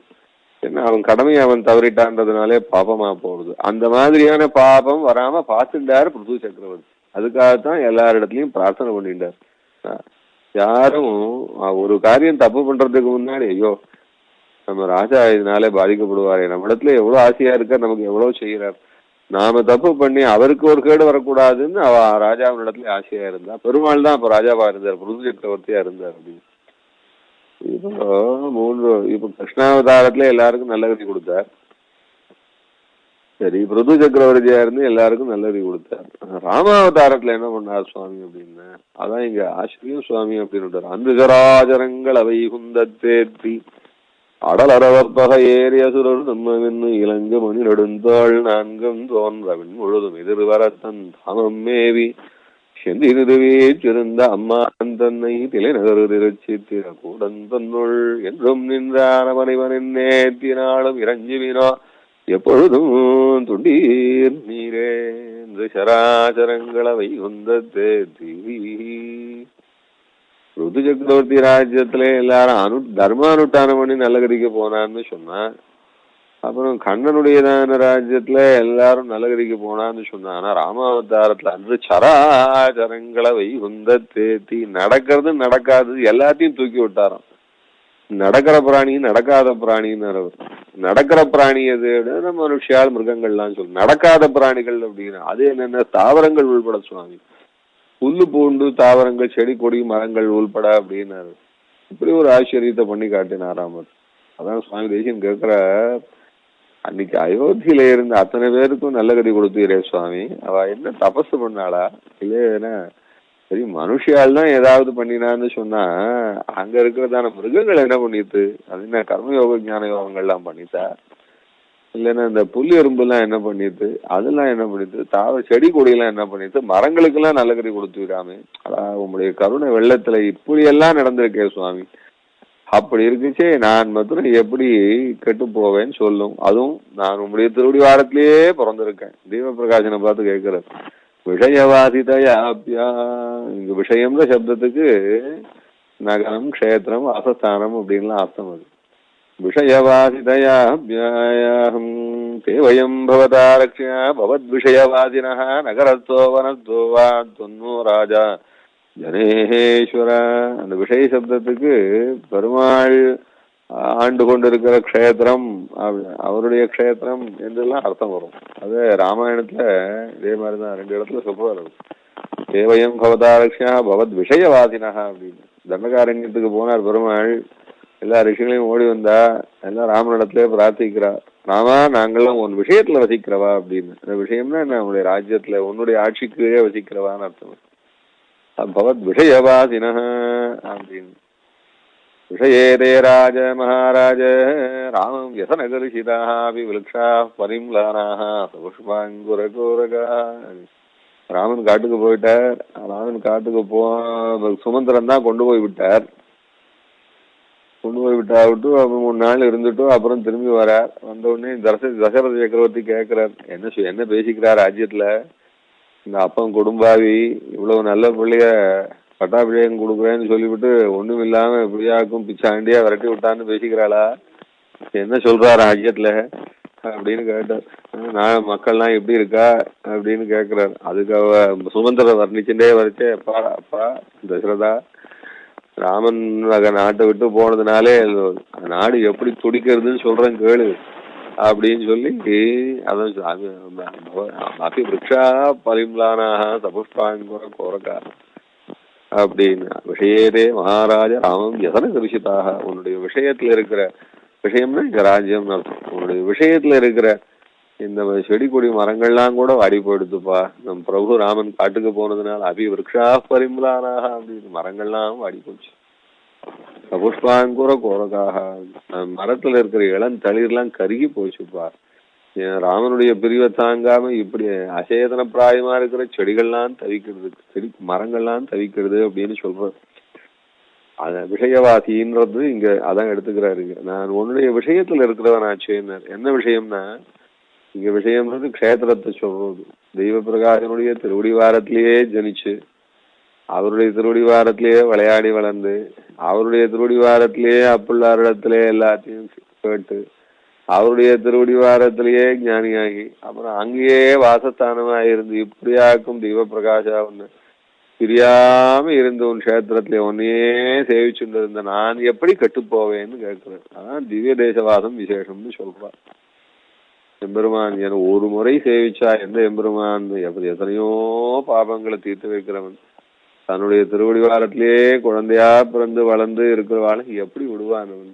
தேசிகதான் கேட்கிறாரு. இங்க விஷயவாசிதையாபியசந்தே ராமாவதாரத்துல நீங்க விட்டீரா, இந்த இங்க இப்போ இந்த ஹர்ஷாவதாரத்துல என்ன விடுறதுக்குன்னு கேட்கிறாரு. ராமாவதாரத்துல விட்டீரா, ராமாவதாரத்துல பெருமாள் எப்படி எல்லாருக்கும் நல்லகதி கொடுத்தாருன்றத வால்மீகி பகவான் வர்ணிக்கச்சே ரொம்ப அழகா வர்ணிக்கிறாரு. ரொம்ப அதிசயமா இருக்கு. இப்படி ஒரு காட்சி கிடையவே கிடையாது, எந்த நாட்டிலையும் எந்த கதையிலையும் கிடையாது. இல்ல நம்ம தேசத்திலேயும் இப்படி வேற கதை கிடையாது. அப்படி ஒரு ஆச்சரியமானது. அதான் ராமான்னு ராமனுடைய சரித்திரம் அவ்வளவு விசேஷமா இருக்கு. பெருமாளுக்கு 11,000 வருஷம் ஆயிடுத்து அவதரிச்சு, எல்லாம் ஆச்சரியமா ஸ்தாபிச்சாச்சு, அனிஷ்டங்களை எல்லாம் நீக்கியாச்சு, இஷ்டங்கள் எல்லாம் நிரூபிச்சு கொடுத்தாச்சு, எல்லாரையும் நன்னா வச்சுட்டாச்சு. இன்னைக்கும் கூட இத்தனை லட்சக்கணக்கான வருஷங்கள் கூட ராஜ்யம்னு சொன்னா ராமராஜ்யம்னு தான் எல்லாரும் பாராட்டுவா. அப்படி ஒரு ராஜ்யம் பண்ணி வச்சாச்சு பெருமாள். பெருமாளுக்கு 11,000 வருஷம் ஆயிடுத்து.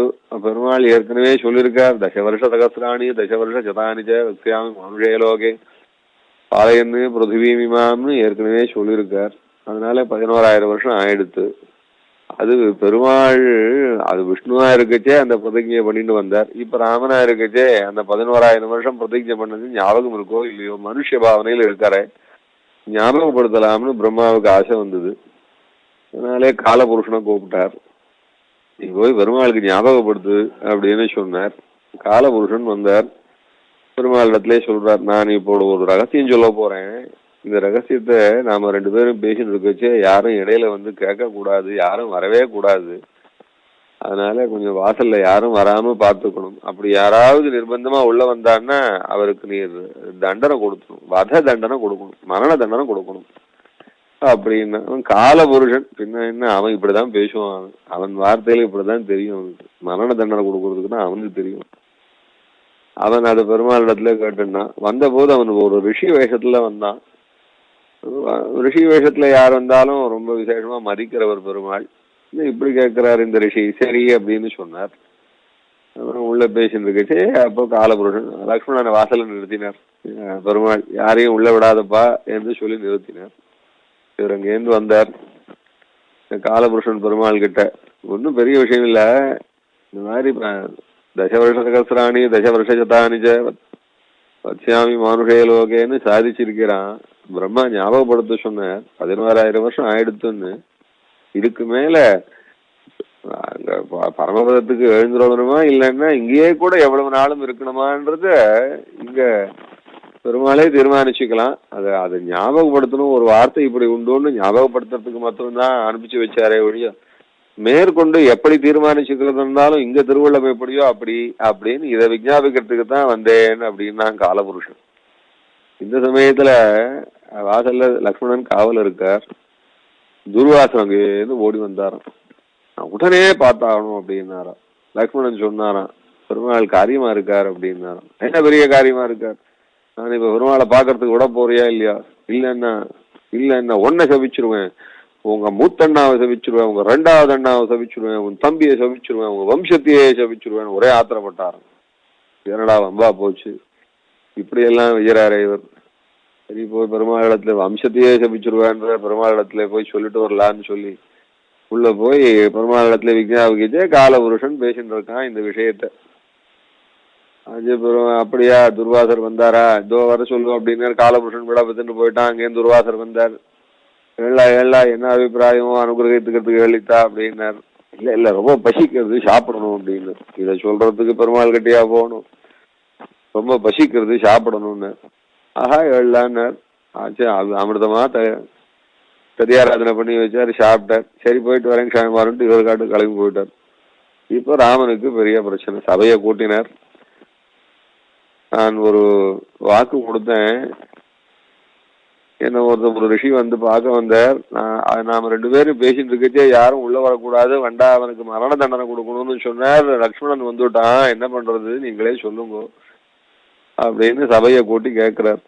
வசிஷ்டர் முதனாலவான்லாம் சொல்லிட்டா, அப்பா சொன்ன வாக்குதான்பா காப்பாற்றணும், அதுதான்ப்பா தர்மம், அதுதான் எப்பவும் கடைசியில க்ஷேமத்தை தரக்கூடியதா இருக்கும். அதனால இப்ப சிரமப்படுறா போல தோணினாலும் உண்மையிலேயே க்ஷேமம் வாக்க காப்பாத்துறது தான். அதனால லக்ஷ்மணனுக்கு மரண தண்டனை தான் உச்சிதம். ஆனா மரண தண்டனைக்கு சமானமான ஒரு தண்டனை உண்டு லக்ஷ்மணனுக்கு. என்னென்ன, என் மூஞ்சில முழிக்காத போ அப்படின்னு சொன்னாலே அது அவனுக்கு மரண தண்டனை தான். ஏன்னா அவனுக்கு அது தாங்கிக்க முடியாது. அவனுக்கு ஏற்கனவே சொல்லியிருக்காரு அவர் பெருமாளிடத்துல வனவாசத்துல அப்படியே சொல்லியிருக்கு.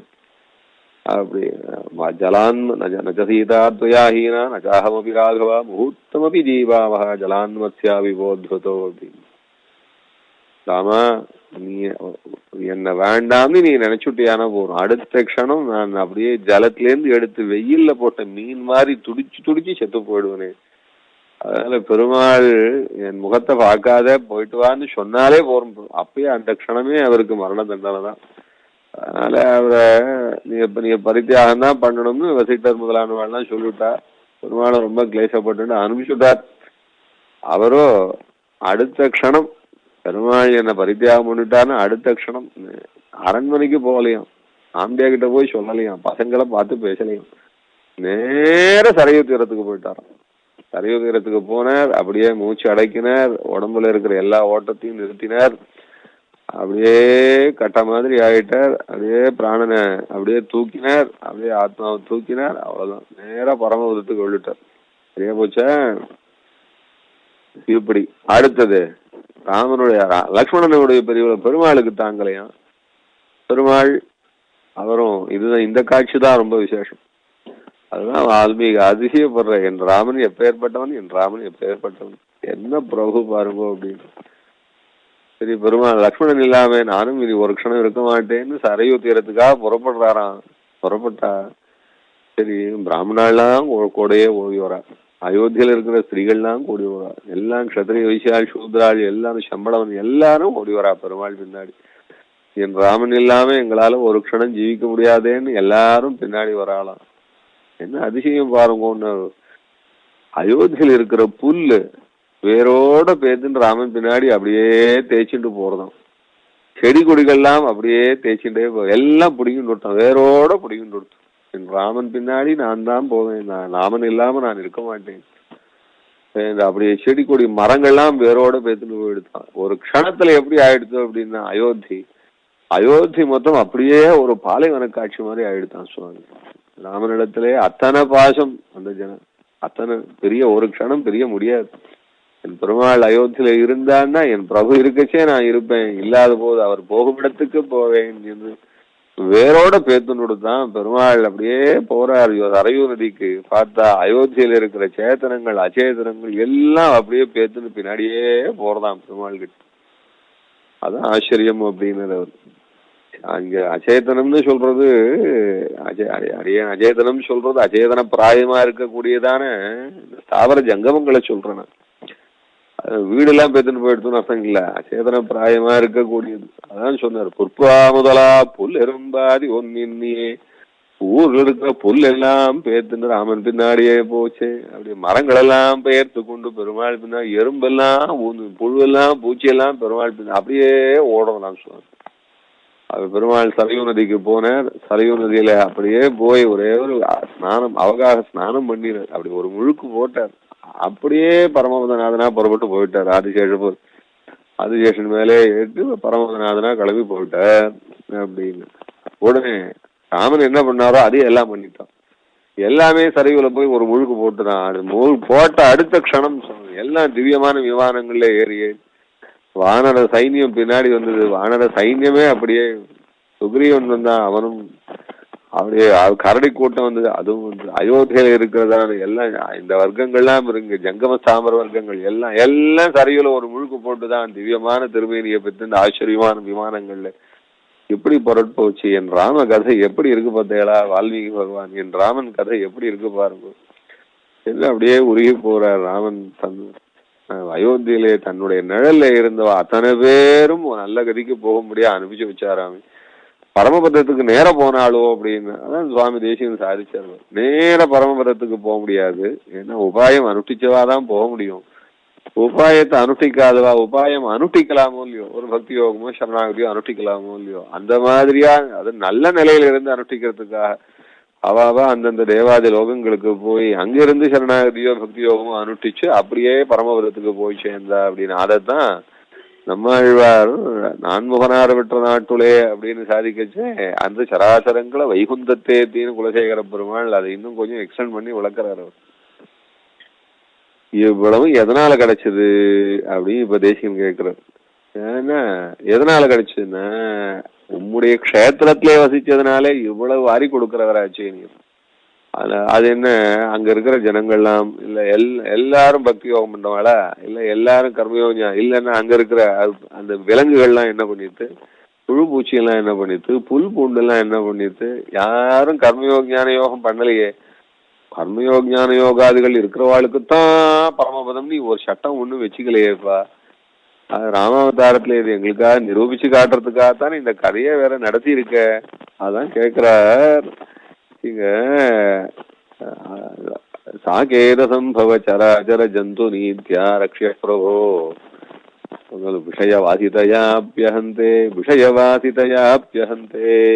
உன்னுடையதான க்ஷேத்திரத்திலே வசிக்கிறவன் இல்லையா, உன்னுடைய கடாட்சத்தை பெற்று வளர்ந்தவன் இல்லையா, அதனாலே எனக்கு உன்னுடையதான் க்ஷேத்திரத்துக்கு விசேஷம். திவ்ய க்ஷேத்திரங்களுக்கு ஏத்தம் சொல்றோம். எல்லா க்ஷேத்திரங்களும் க்ஷேத்திரம்னாலே அது விசேஷம் இருக்கிறதுனாலதான் அதுக்கு க்ஷேத்திரம்னு பேரு. அதுல க்ஷேத்திரங்கள்ல பலவிதம் இருக்கு. ஸ்வயம் வியக்த க்ஷேத்திரம், அதே போல சித்த க்ஷேத்திரம், வைஷ்ணவ க்ஷேத்திரம், ஆர்ஷ க்ஷேத்திரம், மனுஷ க்ஷேத்திரம், இப்படி எல்லாம் நிறைய க்ஷேத்திர விசேஷங்கள்லாம் இருக்கு. ஸ்வயம் வியக்தமா இருந்ததுன்னா ரொம்ப விசேஷம். பெருமாள் தானே அவதரிச்சு சேவை சாதிக்கிறாருன்னா அந்த இடம் விசேஷம்.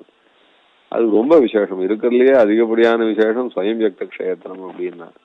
அப்புறம் இதே போல இன்னும் சித்த க்ஷேத்திரங்கள், ஆருஷ க்ஷேத்திரங்கள், தெய்வ மானுஷ க்ஷேத்திரங்கள் இப்படி எல்லாம் இருக்கு. தேவதா பிரதிஷ்டையா இருந்தா தெய்வ க்ஷேத்திரம், ஆருஷ ரிஷி பிரதிஷ்டையா இருந்தா ஆருஷ க்ஷேத்திரம், இல்ல ஒரு மனுஷியால் விசேஷமானவா பெரிய ராஜாக்கள் இல்ல அது மாதிரி ஒரு நல்ல மனுஷியாள் பக்தாள் அவா ஏற்படுத்தி வச்சிருந்தான்னா அதுக்கெல்லாம் மானுஷ கஷேத்திரம். இது சித்த கஷேத்திரம் சைத்த கஷேத்திரம்லாம் இருக்கு. சித்த புருஷாள் அவா பண்ணி வச்சான்னா அவா அது சைத்த கஷேத்திரம்னு சொல்றது. இப்படி அது கஷேத்திர விசேஷங்கள் பல இருக்கு. நீ சொல்ற அது ஒரு அது சாஸ்திரத்துல சொல்லிட்டு அது சம்சுத்தியம் யாதி நாராயணாலயே அப்படின்னு. பகவானுடைய கஷேத்திரத்துல எங்க வசிக்கிறவனா இருந்தாலும் சரி, இந்த பகவத் கஷேத்திரத்துல வசிக்கிறதுனாலயே அவனுக்கு கடைசி காலத்துல நல்ல ஸ்மரணம் வந்து பாபங்களும் தொலைஞ்சு பகவானுடைய அனுகிரகத்தினாலேயே நல்ல லோகத்துக்கு தான் போறான். இன்னும் பகவான் கிட்டயே போயிடுறான். துஷ்டேந்திரிய வசாச்சித்தம் நிருணாமியத் கல்மஷைர்விரதம் சம்சுத்தியம் யாதி நாராயணாலயே அப்படின்னு. எவ்வளவு துஷ்டனா இருந்தாலும் அந்த இந்திரியங்கள் அவனை என்னதான் அவனை கொடுமைப்படுத்தி அவனை எவ்வளவோ கெட்டவனா வச்சிருந்தாலும் அந்த நாராயணாலயம் பகவத் கஷேத்திரத்துல கிட்ட வசிச்சதுனால அதனுடைய பிரபாவத்தினாலேயே அந்தியகாலே சம்சுத்தியம் யாதி நாராயணாலயம் போங்காலத்துல நல்ல விதமாகத்தான் போய் சேர்றான்னு கஷேத்திரவாசத்துக்கு பெருமை சொல்லியிருக்கான். இப்படி கஷேத்திரவாசத்துக்கே இத்தனை பெருமை சொல்லியிருக்குச்சு, சரணாகதனுக்கு எப்படி பிராப்தி இல்லாம போகும்? அதைத்தான் எங்க சுவாமி தேசிகன் திருவள்ளப்பட்டுன்னு இங்க காட்டுறேன். நான் தான் உன் கஷேத்திரத்துல வேற வசிக்கிறவனாச்சு. தெய்வ பிரகாசனுடையதான கஷேத்திரம் ரொம்ப ஆச்சரியம் அது. அதைத்தான் ஆழ்வார் கூட ஆழ்வார் நம்ம ஆழ்வார் சாதிக்கிட்டே என்ன கஷேத்திரம் இது, எப்பேற்பட்டதான கஷேத்திரம். அந்த திருவைக்காவும் திருத்தன்காவும் ரொம்ப விசேஷமாச்சு. நான் இளம் வாய்க்கொண்டு நல் நீரம் என்று கோது கொண்டா வேனிலம் செல்வன் சுவைத்துமிழ்பாலை கடந்த பொன்னே கால் நிலம் தோஹிந்து விண்ணோர் தொழும் கண்ணன் வெக்காவுது அம்போன் தேனிளம் சோலை அப்பால் அது எப்பாலைக்கும் சேமத்ததே. ரொம்ப அழகான காட்சி. திருவிருத்தம் என்பது நிறைய காட்சிகள், எல்லாம் மனக்காட்சி தான். பெருமாளுக்கு நம்மாழ்வாருக்குமாக நடந்ததான ஒரு பாவனைகளை மனக்காட்சியினாலே வர்ணிக்கிறாருங்க.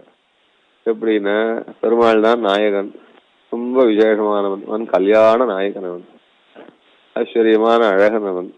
அவனை இது நம்மாழ்வாராகிற நாயகி ரொம்ப ஆசைப்பட்டு கல்யாணம் பண்ணிண்டா.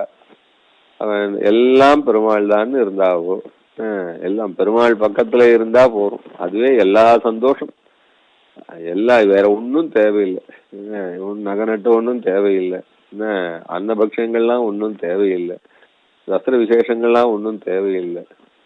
அவன் பக்கத்துல இருக்கிறதுனாலயே தான் எல்லாம் கிடைச்சிருக்கா போல பூரிச்சிருப்பா அந்த நம்மாழ்வார் நாயகி, பராங்குஷ நாயகி. அப்படியான ஒரு பாவனை நம்மாழ்வாருக்கு. இப்போ பெருமாள் இந்த பெண்ணை விவாகம் பண்ணிட்டார். விவாகம் பண்ணிட்டு தன் ஊருக்கு அழைச்சுட்டு போறாராம். ஒரு க்ஷேத்திரத்துல விவாகம் நடக்கிறது, பெருமாள் தன்னுடைய க்ஷேத்திரத்துக்கு அழைச்சுட்டு போறார். எப்படி கல்யாணமான நாயகன் தன்னுடைய நாயகிய தன்னுடைய கிரகத்துக்கு அந்த ஊருக்கு அழைச்சுட்டு போவாரோ அது போல அழைச்சுட்டு போறாராம். அந்த நாயகனை சார்ந்து தன்னுடையதான பிறந்தகத்தை விட்டு மேல் நாயகன்தான் தன்னுடைய மூச்சுக்கு கடைசி மூச்சு வரைக்கும் நாயகன்தான் என்று அந்த எப்படியான அந்த இளம் பெண் அப்பதான் விவாகமான கன்னிகை அவள் தன்னுடைய நாயகனை சார்ந்து கொண்டு சந்தோஷமா எதிர்காலத்தை நினைச்சுட்டு போவாளோ அதுபோல பெருமாளோடையே என்னைக்கும் போயிட்டு இருக்கணும்னு ஆசை பெருமாளுக்கு.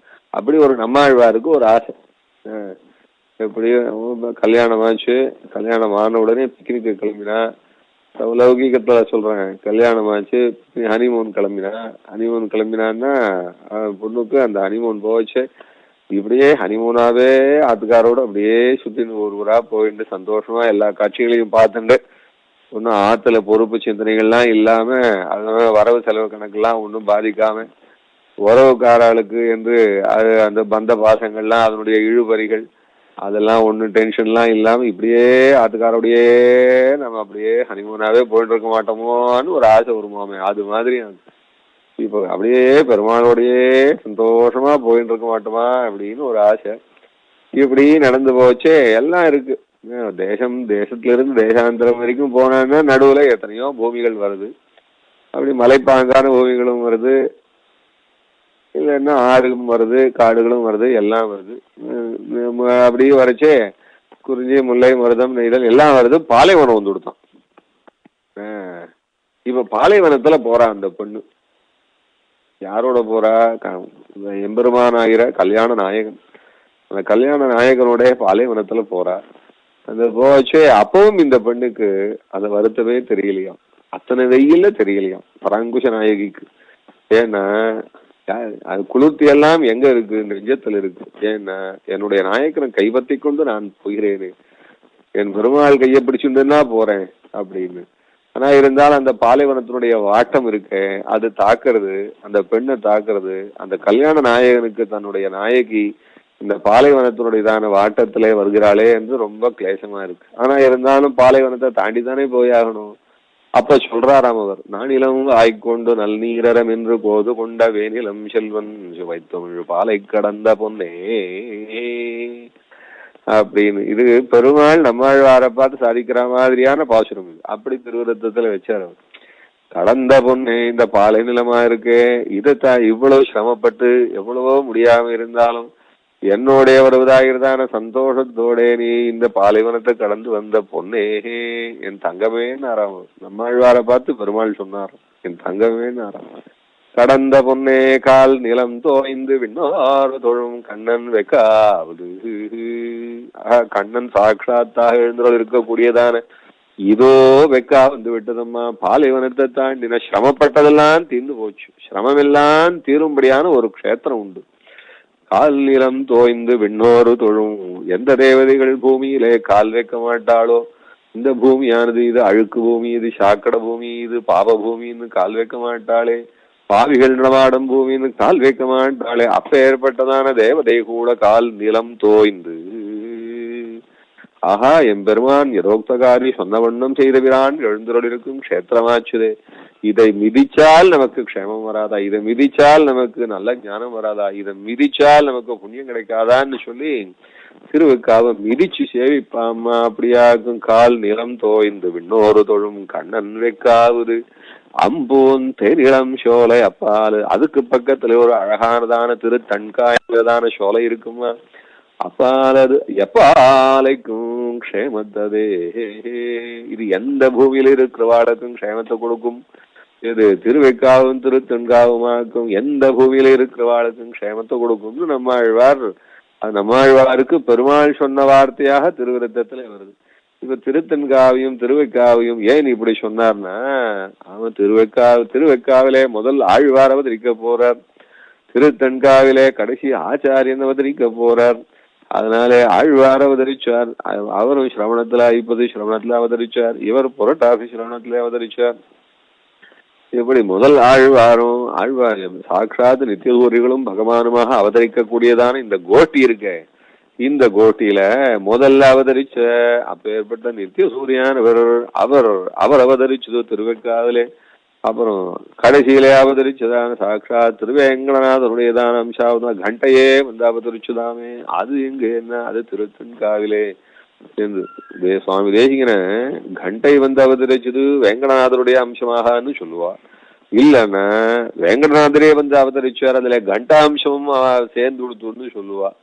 அப்படி பெருமாளும் நித்தியசூரிகளுமாக வந்து அவதரிக்க கூடியதான கோட்டியில முதல்ல காட்டணும்னா திருவைக்காவை காட்டணும், கடைசியில காட்டணும்னா திருத்தன்காவை காட்டணும் அப்படின்னு சொல்லுவா. அப்படியாக்கும் திருத்தன்காவை ரொம்ப விசேஷம். அது அம்பு எப்பாலைக்கும் க்ஷேமத்ததே. நம்மாழ்வார் காட்டி கொடுத்தார், திருவைக்காவும் திருத்தன்காவும் எல்லாருக்கும் க்ஷேமத்தை தரும், எந்த பூமியில இருக்கிறவாளுக்கும் க்ஷேமத்தை தரும்னு சொல்லி கொடுத்தார். ஏன்னா இந்த க்ஷேத்திர விசேஷம் அப்ப ஏற்பட்டு பெருமாள் அப்படி அழைச்சிட்டு வந்து அந்த பெருமாள் கல்யாண நாயகனாகி கல்யாண நாயகியான பராங்குஷ நாயகிக்கு அப்படி ஆச்சரியமா அரவணைச்சு அன்பு வார்த்தை சொல்லி காட்டி கொடுத்தது திருவைக்காவும் திருத்தன்காவுமானதுன்னு சொல்லுவா. அப்ப ஏற்பட்டதான திருத்தன்கா ஆழ்வார் பாடின க்ஷேத்திரமாச்சு. ஆழ்வார் காட்டின இடத்துல பெருமாள் நித்திய பிரதிஷ்டையா எழுதிருக்கார்.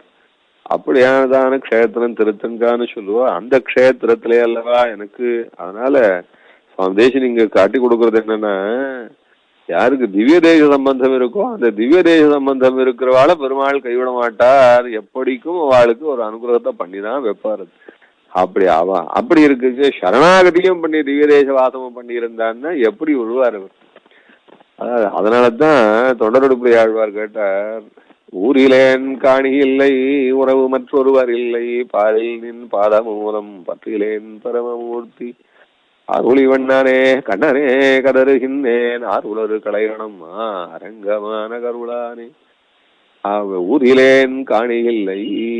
அது எனக்கு ஊர் இல்ல காணி இல்ல சுவாமி. என்ன ஊர் இல்ல அப்படின்னா உன் சம்பந்தமா இருக்கக்கூடிய திவ்ய தேசவாதம் என்கிறதான ஒரு ஊர் இல்ல சுவாமி. எனக்கு திவ்ய தேசம் பண்றதுக்குன்னு ஒரு அந்த மாதிரி எனக்கு சொந்தம்னு சொல்லி நான் ஒரு திவ்ய தேசத்தை சொல்லிக்க முடியாது சுவாமி. அது ஊரிலேன் காணி இல்லை உறவும். ஏன்னா திவ்ய தேச சம்பந்தம் இருந்ததுன்னா அந்த ஊர் சேர்ந்தவன் அப்படின்னு சொல்லிட்டா அது அது சொல்லச்செல்லாம் க்ஷேமமாகும். அதான் இங்க சுவாமி தேசிகன் இந்த மாதிரி இல்லையே என்ன பண்றதுன்னு இல்லாதவாள்லாம் ஒன்றும் குறப்பட்டுக்க வேண்டாம். அதுக்குதான் ஸ்தான விசேஷாதிகாரத்திலே சாதிச்சார் சுவாமி. பகவத் திவ்யதேச சம்பந்தம்னா திவ்யதேச சம்பந்தத்தை மாத்திரம் நினைச்சுக்க வேண்டாம். எங்கெங்கெல்லாம் பெருமாள் அர்ச்சாமூர்த்தி அயல் இருக்காரோ அந்த அர்ச்சாமூர்த்தியினுடையதான க்ஷேத்திர சம்பந்தமுடையவாளுக்கும் எல்லாம் உண்டு.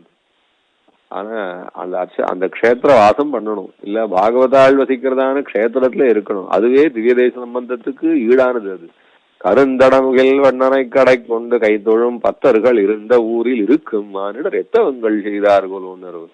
பகவானை சேவிக்கிறேன்னு கைகூப்புறவா இருக்கிற ஊர் மாத்திரமே போதுமே, அதுவே முக்தி க்ஷேத்திரத்துக்கு ஈடாச்சே. அதனால தேசிகன் இந்த ஸ்லோகத்துல காட்டுறது இல்ல, இதுக்கு விளக்கமா ரகசிய திரேசாரத்துல சாதிக்குச்சே. பிரபந்தன் இருக்க வேண்டிய க்ஷேத்திரம்னா எதுவா இருக்கும்னா ஸ்தான விசேஷாதிகாரத்துல சொல்லச்சே முக்தி க்ஷேத்திரங்கள் விசேஷம்தான். ஆரியாவர்த்த புண்ணிய பூமின்றது ரொம்ப விசேஷமா தான் சொல்லியிருக்கு. அதனால கங்கக்கரைன்னா ரொம்ப விசேஷம்தான். இருக்க முடியலையே இப்போது கால உபதிரவங்களினாலே அங்க எல்லாராலையும் அந்த மாதிரியான புண்ணிய க்ஷேத்திரங்களில் இருக்க முடியலன்னா அதனால ஒன்றும் குறவில்லை. அதனாலே குறவில்லை. சரணாகதி தான் காப்பாற்ற போறது. சரணாகதிக்கு பிறகு இருக்க வேண்டியது இப்படியான ஒரு க்ஷேத்திரவாசமா இருந்ததுன்னா அதுவும் நமக்கு பகவத் சம்பந்தத்தை மேலும் நன்னா அபிவிருத்தி பண்ணி கொடுக்கும்ன்றதுனால நமக்கும் அந்த பகவத் சம்பந்தம் என்னைக்கும் குறையாம இருக்கணும்னு அதுக்காக ஆசைப்பட்டு அத்திரைவ ஸ்ரீரங்கே சுகமானதுன்னு பாஷ்யக்காரருக்கு பெருமாள் நியமிச்சு கொடுத்தா போல நல்ல க்ஷேத்திரங்களிலே வசிக்கிறது விசேஷம். அதான் இங்க தேசிகன் காட்டுறது. சுவாமி தேசிகன் நமக்கு ஏதோ கர்மயோக ஞானயோ பக்தி யோகங்கள்லாம் ஒண்ணும் இல்லை, ஏதோ மனசுல அப்படியே கொள்ள ஆசை காமமும் லோகம் மாதம் ஆச்சரியம் என்று இப்படியெல்லாம் வாழ்க்கை வீணா இருந்தாலும் எப்படி ராமாவதாரத்திலே க்ஷேத்திரவாசத்துக்காகவே மாத்திரம் அவளுக்கு அத்தனை பேருக்கும் ஜங்கம சாதனங்களுக்கெல்லாம் அனுகிரகம் பண்ணாரோ அவ்வளவு கருணாமூர்த்தியான பெருமாள் இப்ப என்ன மாறியா போயிட்டாரு. அவ்வளவு கருணாமூர்த்தியான பெருமாள் இப்ப ஒன்னும் மாறல, எப்பவும் அதே கருணாநிதிதான். அப்பேற்பட்ட கருணா சமுத்திரமா இருக்கிற பெருமாள் தன்னுடையான க்ஷேத்திர சம்பந்தம் உடையவாள் இல்ல, அதுபோல இன்னும் முக்தி க்ஷேத்திர சம்பந்தம் உடையவா பாகவத க்ஷேத்திர சம்பந்தம் உடையவா அவளிடத்திலே கருணைய பொழியத்தான் பொழியறான். சரணாகதி ரட்சிக்கும் தான். அந்த சரணாகதாள் இருக்க வேண்டிய க்ஷேத்திரமானது பாகவத க்ஷேத்திரமாயோ பகவத் க்ஷேத்திரமாயோ இருந்தா அது இன்னும் பெருமாள் நம்ம இடத்துல ரொம்ப ஆசை வைக்கும்படியா பண்ணும். நமக்கும் இந்த பகவத் க்ஷேத்திரவாசம் பாகவத க்ஷேத்திரவாசங்கள்லாம் பகவானிடத்துல ஈடுபடும்படியா பண்ணி வைக்கிறதுனால நமக்கு காப்பாற்ற போற சரணாகதியானது இன்னும் நமக்கு இருந்த நாளிலேயும் நமக்கு அனுகூலமான வாழ்க்கையும் தரும் என்றதான விஷயம்தான் இங்க பிரதானமா தெரிஞ்சுக்க வேண்டியது. கவிதார்க்கிய சிம்மாய கல்யாண குணசாலினே ஸ்ரீமதே வெங்கடேசாய வேதாந்த குரவே நமः. அடியன் தாசன் சுவாமி ரொம்ப தன்யவாதம்.